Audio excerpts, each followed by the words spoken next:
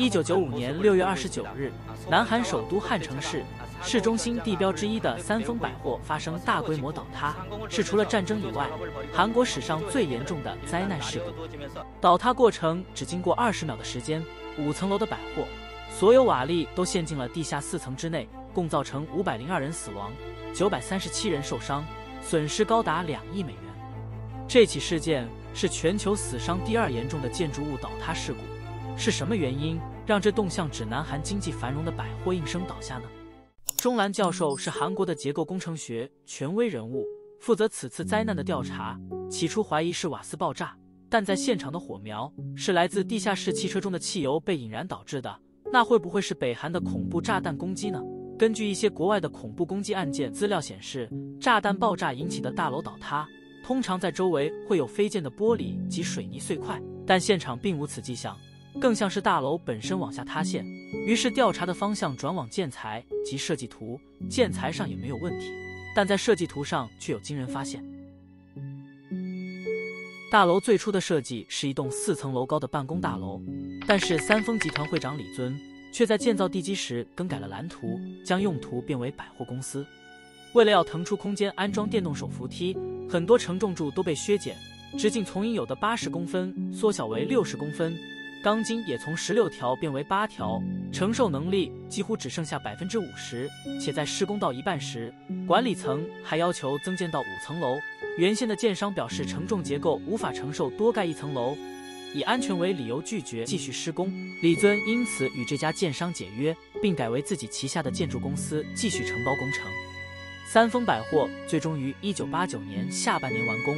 同年12月1日，一栋暗藏不定时炸弹的百货大楼正式开幕。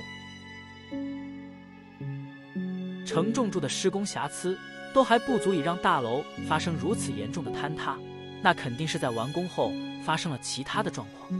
原本的规划是要将5楼作为溜冰场，但在施工的后期，高层临时将5楼改成了8家餐厅。由于韩国气候寒冷，传统的用餐习惯都是席地而坐，因此5楼需要加装地暖设备，地板增加厚度，让承重结构负担变大。经过与三丰集团高层的约谈后发现，2年前顶楼的冷气设备因为附近住户抗议冷气机运作声太吵，因此有移动过。搬运过程本应使用起重机直接将冷气机调到指定位置，但实际是用拖拉的方式进行。每台冷气机重15公吨，一共有3台，在拖拉的路径上会让一些支撑点受压过重，破坏了屋顶的稳定性。首当其冲的就是5楼一间叫做春园餐厅店内的承重柱，此举也确实让屋顶出现了裂缝，但管理层并未意识到问题的严重性。1995年6月29日，事发当天上午10点，5楼的春园餐厅叫来了百货的设施经理，表示位于餐厅里的承重柱与地板间出现一个拳头大的裂缝，地板是往下陷的，仅剩钢筋在支撑。经理只是将餐厅关闭，并挂上施工中的告示。上午11点，有许多客人表示听到大楼发出怪声，且建筑物在震动，但经理只能安抚客人。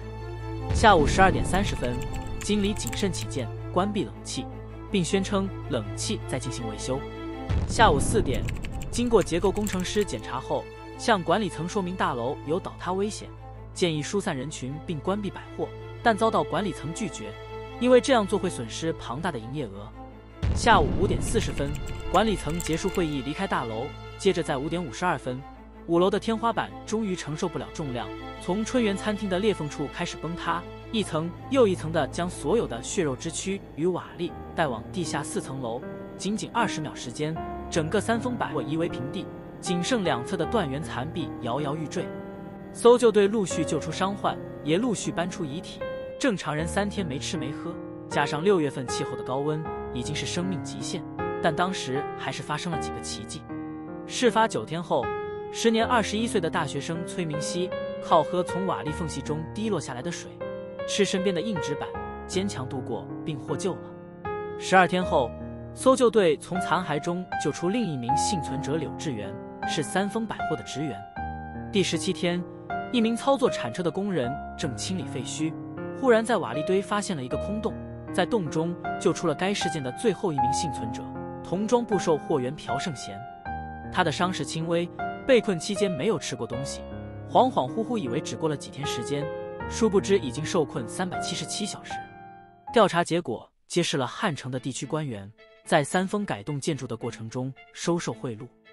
多达12名政府官员被指控渎职而入狱服刑。1995年12月27日，李尊被判有期徒刑10年，后来上诉减刑至7年，出狱后于同年病逝。他的儿子三丰集团行政总裁李汉生被判有期徒刑7年。韩国政府在事后对全国建筑进行严格检查，结果只有2%确定为安全，其余都需重建或大规模维修，令人惊讶。这让韩国人民日后非常重视建筑安全。黑心建商每个国家都有，还有赖各国政府强而有力地以法规约束建商，避免偷工减料的情况酿成悲剧。后续流传的灵异传闻会在下集分享，有兴趣的可以点进片尾连结，或是下方说明栏继续观看。感谢收看。